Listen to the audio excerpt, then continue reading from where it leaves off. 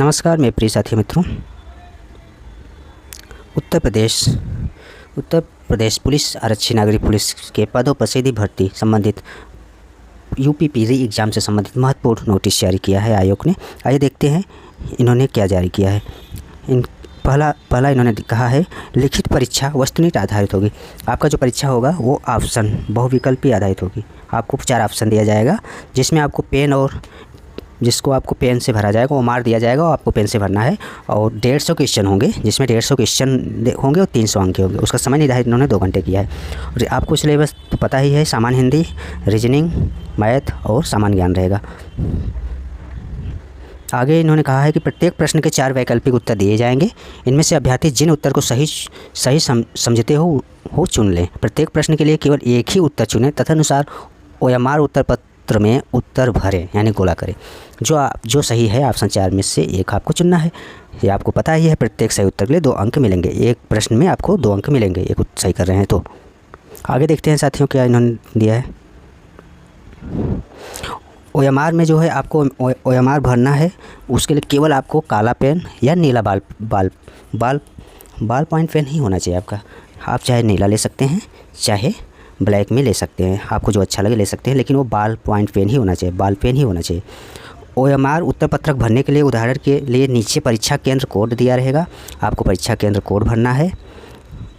यहाँ पर देखिए परीक्षा केंद्र कोड आपको आपके एडमिट कार्ड में मेंशन रहेगा। अगर आपको नहीं समझ में आ रहा तो आप ज़रूर जो है कक्ष निरीक्षक से पूछ लीजिएगा।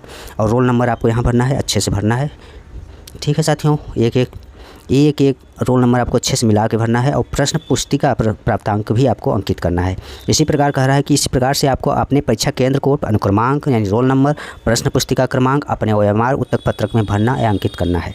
इन्होंने एग्जाम्पल दे रखा है। आप लोग साथियों इससे ध्यानपूर्वक भरिएगा। हड़बड़ाहट में या जल्दबाजी में नहीं भरिएगा, इससे गलती होने के चांस ज़्यादा रहता है साथियों। इसलिए आप लोग इत्मीनान से एकदम अच्छे से धैर्य के साथ अपना रोल नंबर, उत्तर पुस्तिका ये सब भरिएगा। ठीक है साथियों, OMR उत्तर पत्रक में प्रश्न पुस्तिका श्रृंखला कोड भरने की आवश्यकता नहीं है। इन्होंने कहा है कि OMR उत्तर पत्रक में प्रश्न पुस्तिका जो आपको मिलेगा उसमें श्रृंखला कोड भरने की आवश्यकता उसमें नहीं है, इन्होंने बोला है। आगे कह रहे हैं कि गोले को मिटाने या दोबारा भरने का प्रयत्न न करें। अगर आपसे गलती से अगर आपको B भरना था C भर दिए हैं तो आप इसे प्लीज़ मिटाने का प्रयास न करें, क्योंकि एक गलत उत्तर माना ही जाएगा आपको। ठीक है साथियों, आपको इस तरह से एग्जाम्पल में दिया है, ये सही है आपका। अगर इस तरह से आप भर रहे हैं तो ये भी गलत है। यस पर टिक कर रहे हैं तो भी गलत है। अगर आधा गोला आप भर रहे हैं तो भी गलत है।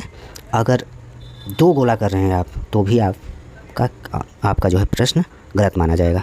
अगला इन्होंने कहा है प्रश्न पत्र में सामान्य हिंदी विषय को छोड़कर अन्य विषयों के सभी प्रश्न हिंदी और अंग्रेजी भाषा में होंगे। किसी संशय या भ्रम की स्थिति में अंग्रेजी रूपांतर मान्य होगा। इन्होंने कहा है कि आप प्रश्न आपके जो होंगे वो हिंदी इंग्लिश दोनों में होंगे। अगर किसी भी भ्रम स्थिति या संशय में अगर आप किसी भी मतलब इन्होंने कहा है कि हमेशा इन्होंने प्राथमिकता दिया है इंग्लिश को, लेकिन मुझे ये नहीं समझ में आता हिंदी की क्यों नहीं। राज्य सरकारों को तो देना चाहिए, सेंट्रल के मानते हैं नहीं देते वो बात अलग है, लेकिन राज्य सरकार को इंग्लिश के बजाय हिंदी को ही मान्यता देना चाहिए। आगे इन्होंने कहा है साथियों अभ्यर्थियों की संख्या के अनुसार लिखित परीक्षा 23, 24, 25 व 30 व 31 अगस्त 2024 को विभिन्न प्रश्न पत्रों के साथ 10 पालियों में आयोजित की जाएगी। 10 पालियों में आयोजित की जाएगी। प्रत्येक पालियों के प्रश्न पत्र अलग अलग होंगे और अंकों के प्रसामान्यीकरण यानी नॉर्मलाइजेशन की प्रक्रिया बोर्ड की विज्ञप्ति संख्या इतने दिनांक इतने पे वर्णित व्यवस्था के अनुसार अपनाई जाएगी। अर्थात आप लोगों का नॉर्मलाइजेशन होगा। प्रश्न पत्र में किसी प्रश्न के गलत होने या प्रश्न के सभी उत्तर विकल्पों के उपयुक्त न होने पर ऐसे प्रश्नों को निरस्त कर दिया जाएगा। और उन निरस्त प्रश्नों के अंकों का वितरण माध्यमिक उच्च न्यायालय यानी इलाहाबाद में रीट याचिका संख्या इतना पवन कुमार अग्रही परिणाम इतना लोक सेवा आयोग में स्वीकृत विधि व्यवस्था के निम्न सूत्र के अनुसार आपको जो है दी जाएगी। इन्होंने ये भी सूत्र निर्धारित किया है।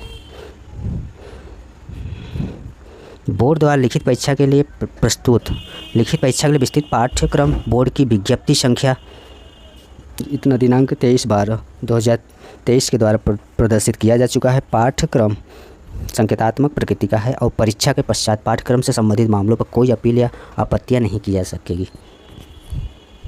आगे इन्होंने कहा यह सूचना सर्वसाधारण के लिए प्रकाशित की जा रही है। अतः जो सूचनाएं इस सूचना विज्ञप्ति के माध्यम से उपलब्ध कराई जा रही है उनके संबंध में सूचना का अधिकार अधिनियम 2005 के अंतर्गत पृथक से कोई प्रार्थना पत्र स्वीकार नहीं किया जाएगा और न ही उन पर बोर्ड द्वारा कोई विचार किया जाएगा। इन्होंने इतना मेंशन किया था साथियों। जी धन्यवाद साथियों।